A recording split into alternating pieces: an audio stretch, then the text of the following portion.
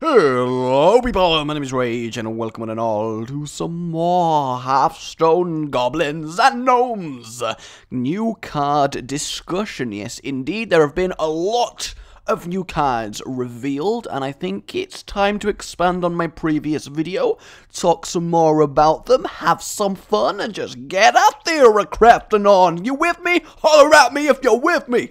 I'm sorry, I asked you to holler at me. I'm really sorry. So, our first new card we have is Antique Healbot. 5 mana, free. Terrible stats, but it's got a built-in Healing Touch. And seeing as free-frees are normally budgeted at about 3 mana, and the fact that Healing Touch costs 3 mana, you're actually getting a fairly good deal with Antique Healbot, as well as the fact it's a mech. The disadvantage, of course, is that the 5 mana slot is very much highly competed for. Sludge Belchers, your Drakes, to name 2, as well as other highly desirable 5 slot cards being added in Goblins and Gnomes itself. So, I think it's going to be about middle of the range. I think it'll see play potentially in Shaman, who lack self-healing, but hopefully not after this expansion drops. But certainly not a bad card. Next up, we have the next cards. I'm just trying to remember what I saw before, but it's okay. The Burly Rockjaw Trog, of course, Mr. Burly Rockjaw Trog. Whenever your opponent casts a spell, gain 2 attack. This one's okay, but there are not many situations where you will play this, and the spells your opponent will cast will be spells that aren't to immediately then kill this. I mean, a 4 mana free 5 is fine. Violet Teacher, Taz Dingo, and then the extra effect is normally there, the summon 1/1s or the taunt. It's not bad, it's not brilliant, probably slightly better in Arena where removal isn't that common, but it's just, it's not bad, but it's not good enough to warrant a very valuable slot in a 30 card deck. Next up we got Goblin Sapper over on the right of the second row, and he has 4 attack, where your opponent has 6 more cards in their hand. So potentially a 3 mana 6/4, which is obviously great. 2/4 is already good for 3 mana, that Unbound Elemental shares that, and it's kind of a good card against someone like Handlock, because you play it, and they have to kill it, or they're going to get battered by it. So it's just nice. It's not incredible, but it is just nice, and it certainly has its place, and you know, it's got its niche going for it. They're adding a lot of they're adding a lot of people called Andy to this expansion, guys. I don't know what it is, but if you're called Andy, you're sorted. Anti-hand hoarding deck cards, which is really nice. So next up, we have the Illuminator. If you control a secret, restore 4 health to your hero. Basically, stop trying to make secret decks happen, Blizzard. They're not going to happen. Although I say that, potentially they might, but really only Mage can viably pull off a fully secret deck. Obviously Hunter can as well to some degree, but it's not completely revolved around their secrets. Their secrets are more supportive. Paladins certainly can't, they're too cheap and easily triggered, but it's okay. It's not a great card. It may see some play. The main reason it may see some play is because if Ice Block permanently on until it triggers towards the end of the game, Illuminator is going to always be a 4 health heal, and at 3 mana 2/4, that's not terrible either. It may be an okay free drop for a mage. It's a lot better for a mage than every other class, at the very least. So, we have Jeeves. At the end of each player's turn, that player draws until they have 3 cards.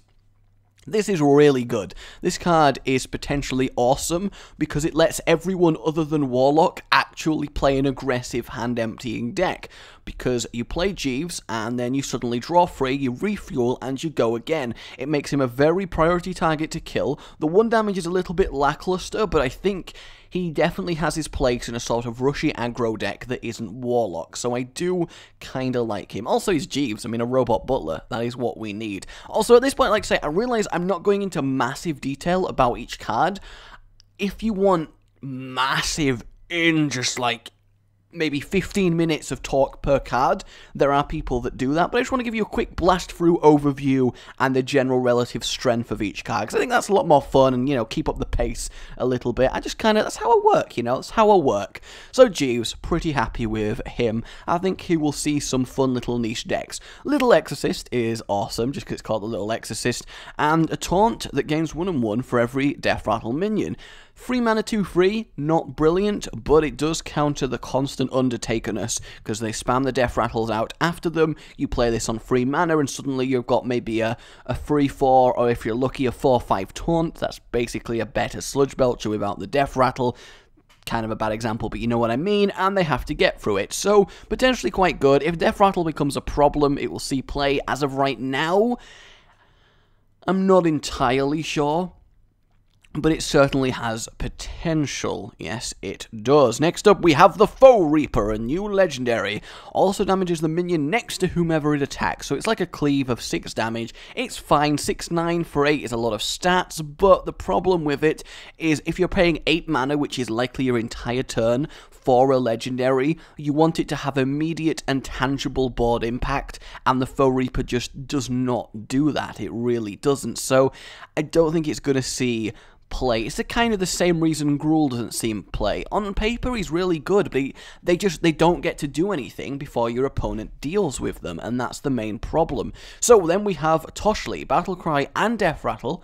Add a spare part card to your hands. There's a lot more cards now that give you the spare parts, which are this line of stuff. Really not great effects for their mana cost, but nice little bonuses, and of course comboable with things that do trigger off spells. And Toshli's okay. 6 mana 5/7 is kind of fine, stats are fine, and it's just a solid card just to play, honestly. There's not much to be said about it. So, no new spare parts, but we now go into brand new class cards, and the class cards are pretty damn exciting. Just kind of making sure I haven't accidentally missed a card I've not already talked about. I think we're okay, we're good. Yep, moving on. We got 2 Druid cards. We have the Anonized Robocub, which is adorable, and the Mech Bear Cat, which is awesome. What you'll notice a theme here is every class is getting a 2 mana really good creature. It seems that way, at least, and we'll get on to why specifically. But yes, taunt, choose 1, +1 attack, a 1 health. A free 2 for 2 is very solid and good. A 2/3 for 2 is also very good. It lets you really react in a very versatile way to early game openings, and I think 2 of these will be included in damn near every Druid deck. It is a fantastically solid 2-drop, it really, really is. And it being a cheap mech probably opens up a lot of combo potential, so rather good. Mech Bear Cat, whenever this minion takes damage, add a spare part card to your hand. 7/6 for 6 is okay, 6 health for 6 is definitely not terrible. 7 does put it in range of Big Game Hunter, which is a little bit upsetting. It probably would be better as a 6/6 for 6, honestly, but definitely a solid card, something you could potentially ramp up to, and Druids don't have a lot going for them on the 6 slot, off the top of my head. Sylvanas, potentially, so it may see some play. It's definitely got solid enough stats to do so. And then if we move on to the Hunters, we have Colpet. Now, this card is a little bit ridiculous.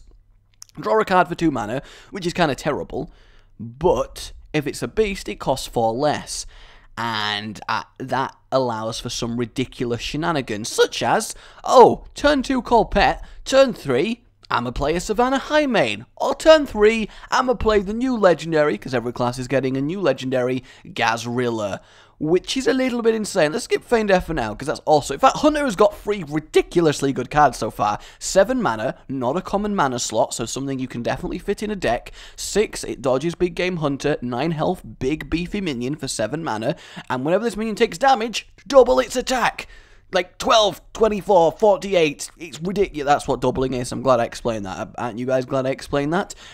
We may see Miracle Hunter, honestly. It may be a little bit difficult to pull off. More than likely, this will just be included as a good, solid beast, because it just really is. And the combination with Colpet is lovely. And then Feigned Death is kind of, I don't know, it's either broken or underpowered, and it's hard to tell which, because how often are you going to have a board full of Death Rattles and Feigned Death in your hand to proc them all? At the same time, if you do have a board full of Death Rattles and Feigned Death to make them go off, then you're going to have a ridiculously powerful turn. It doesn't kill the minion, of course, it just activates its effects. If you have a Haunted Creeper, it's basically 2 mana for 2 1/1s, and so on and so forth.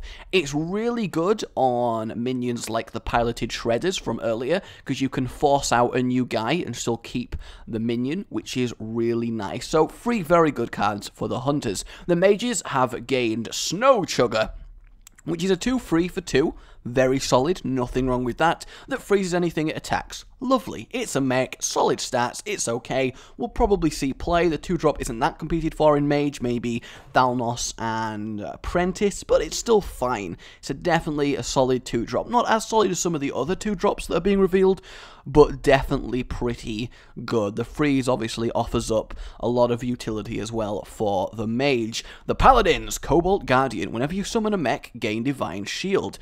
So, summon a mech, attack, summon another mech, Divine Shield back on it, past your opponent's turn. You've done a lot of damage, a lot of value out of it. The free health is very weak, but its effect may save it. And more importantly, it doesn't cost 4 mana, so it's not competing with all of the Paladin's 4 mana drops, which they really don't want more competition on. So, okay, not top tier card, but certainly not bad. Has a lot of potential for getting a lot of value out of it. It's more of a late game drop in combo with, of course, another mech than it is a turn 5 play, however. It's a very weak naked turn 5 play, incredibly so, because it trades with a 2 mana drop, which is terrible. And then we've got Muster for Battle, and I'm a little bit back and forth on this one. Summon 3 1/1 Silverhand recruits and equip a 1/4 weapon. The weapon, The recruits, but all of them combined for 3 mana? Potentially. I mean, what does a paladin play on 3 mana?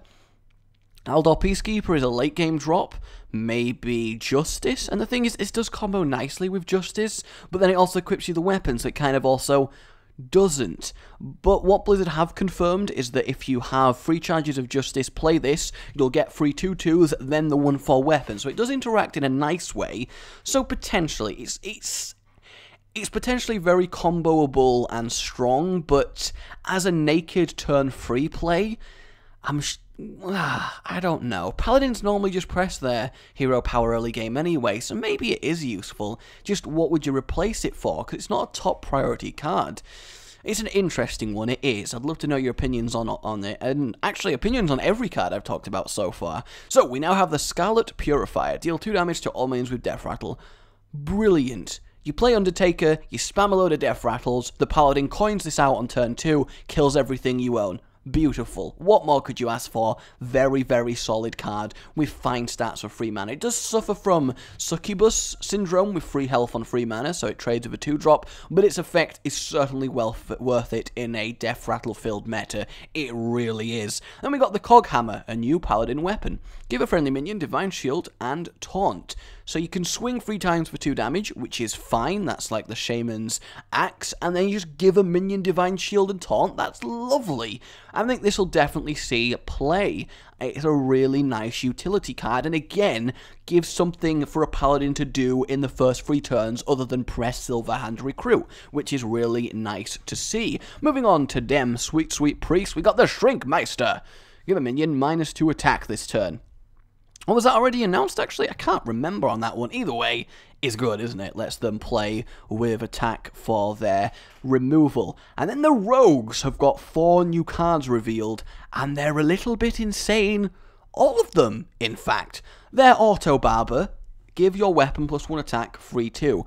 This cannot be understated as how good this card is. There's going to be 2 of these in every rogue deck. Turning your summoned ability power weapon into 2 attack is huge. It lets you remove so many early game drops, and this card will let you get such good board advantage and tempo from its existence. It will be an amazing drop in Arena, and certainly worth it in Constructed. It's a very neat little 2-drop here. The Iron Sensei is also really nice, because at the end of your turn, you give another mech 2/2, probably a later free drop, like for example the Aldor Peacekeeper, but flavor-wise, it's awesome. I mean, Iron Sensei, and has potentially a lot of use. It does compete with SI7 Agent for free, and it's not quite as good as that, but certainly in a mech-focused rogue deck, you're going to be seeing Iron Sensei. I think it's really cool. And then Ogre Ninja, which introduces a mechanic we're going to be seeing a fair amount of on the Ogres of Goblins versus Gnomes, and that is the 50% chance to attack the wrong enemy effect,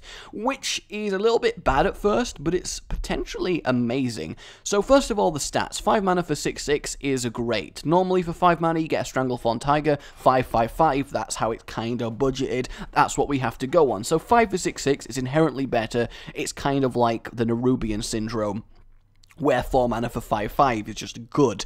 The stealth, of course, is a bonus, makes it unremovable the turn you play it, and then the wrong enemy. This isn't bad, because say you attack a taunt, it procs and kills what the taunt was protecting. Say there's a taunt, it procs and kills the enemy hero behind the taunt. It has a lot of potential benefits, and even if you hit the target you're going for, which presumably you wanted anyway, then you've gained. And if you don't and kill something you really didn't want to kill, you've still killed something. You still have the Ogre Ninja left if it didn't have, 6 attack or more. So it's really not that terrible. There are a few little neat plays where you can deliberately maximize your chances for the 50% wrong to go in your favor and get some cool things happening. I think there's a lot of potential with it, and I think it's a really solid 5-drop for rogues. And then Sabotage. Destroy a random enemy minion, combo, and your opponent's weapon. It's Deadly Shot for 1 extra mana, but with the bonus of potentially destroying a weapon. In a weapon-heavy meta, 1 copy will probably be included, and that's all there is to say about it, really. It's not great, it's not bad, it's a very meta-specific countery type card. And then the Shamans, the Wind Fury Zip-O-Matic, continuing the strong 2-drop theme, a free 2 for 2, brilliant, fine stats, good in arena and constructed, and with Wind Fury, so it suddenly has taunt, effectively. If you don't deal with this and give it back to the Shaman, and let the Shaman keep it, they're going to be doing a lot of work with it. It's a high priority 2-drop, and something you have to deal with, and great for a little bit of early pressure. Probably won't get used in full-on slow control Shaman, but certainly in a mid-range or more aggressive Shaman. See, Wind Fury Zap-O-Matics, other cheap minions, maybe Jeeves from earlier, we could really get some aggro Shaman-y stuff on our hands. And then we have the June Maul Shaman. Overload 1, so it actually costs 5 mana, but 4 at the time for 5/4 stats is kind of fine. Not amazing budgeting, but certainly not bad either. And of course it comes with a 50% chance to attack the wrong enemy, and you know how I feel about that. I think it's going to be more useful than not useful in the grand scheme of things. I really do. And then Ancestor's Call. Put a random minion from each player's hand into the battlefield. Potentially good. Initially I was like, oh, this card is awesome. But now that I think about it more, you would have to get something of high value, and your opponent would have to get something of low value. So against Zoo, you can put a legendary on the field, they put a Flame Imp. Brilliant. But in control versus control, not that good. A very, again, meta-dependent niche countery type card. And then if we move on to the Warlocks, the Fell Cannon. At the end of your turn, deal 2 damage to a non-mech minion. Lovely. 3 for 4. 3/5 for 4 mana is fine, and the ability to nuke non-mechs is great. So it's kind of an anti-non-mech deck within a mech deck, but it does force you to only play mechs as well, so it's not just completely good, it can kill your own guys. But certainly something to consider, and probably something that we'll see play, at least initially, and quite a few decks will probably be built around the fact that you can have constant clears with your Fell Cannon. And then we have Fell Hat. It's a 5 mana version of the 2 mana plus 2/2 or do 2 damage. Nothing else to be said about it. It's just a stronger version, filling a different mana slot. It's alright. It's probably won't see play. Costing more mana doesn't make it better, it kind of makes it worse. But then a 5 mana 5 damage nuke isn't bad, but it's also not good. It's very sort of 4 out of 10-y, that card. And then finally the Warrior. Card not found, overpowered, broken, needs to be removed from the game. And then we have the Screwgiant Clunker. Give a friendly mech, +2/+2. Like a 4 mana version of the Iron Sensei that you can only use once. Not a good comparison there, really. But 2 for 5 with 4 mana is okay. 2 trades with a fair amount of things if you can get it out early. Potentially we'll see use. I mean, buffing 2 for 2 on a cheaper thing you played earlier is fine. Maybe late game it's not as good. I don't know. It just seems very kind of not amazing in any one area. So will it fit in a Warrior control? I don't know. Maybe a new type of Warrior deck. The mech deck, potentially. I'm not excited about that card, though. It's probably just good. Maybe a 6, 7 out of 10. Then we have the Shield Maiden, which is a 6 mana 5/5, which is a little bit over budget like Sylvanas, but it comes with a free shield block armor gain of 5 armor. So potentially very good, but it does compete with a lot of 6-drops used in a warrior deck like Khan and Sylvanas. So potentially, the combo of Shield Maiden, Coin, Shield, Slam is nice. You've killed something, you've got a 5/5, a lot of tempo gain there. I think it's pretty good. but I also wouldn't be surprised if it doesn't get seen that much. And then finally, a new warrior weapon for 3 mana, so they've now got a 2, 3, 4, 5 mana weapon set up, the Ogre War Maul. It is a warrior card, and 50% chance to attack the wrong enemy. It's one of the cards Blingtron could give you, and now we know that it is a warrior card. You know how I feel about the wrong enemy attack, and I think it's pretty damn good. We'll probably be seeing a fair amount. So there you go, guys. That's all the new cards that have been revealed. Let me know if you'd like another video like this closer to the time when even more cards have been shown to us. But for now, let me know what you think about them. Let's have a discussion going, and let's get hyped for some Goblins versus Gnomes. My name has been Ray. Remember to like if you've enjoyed this, and subscribe for more. Goodbye.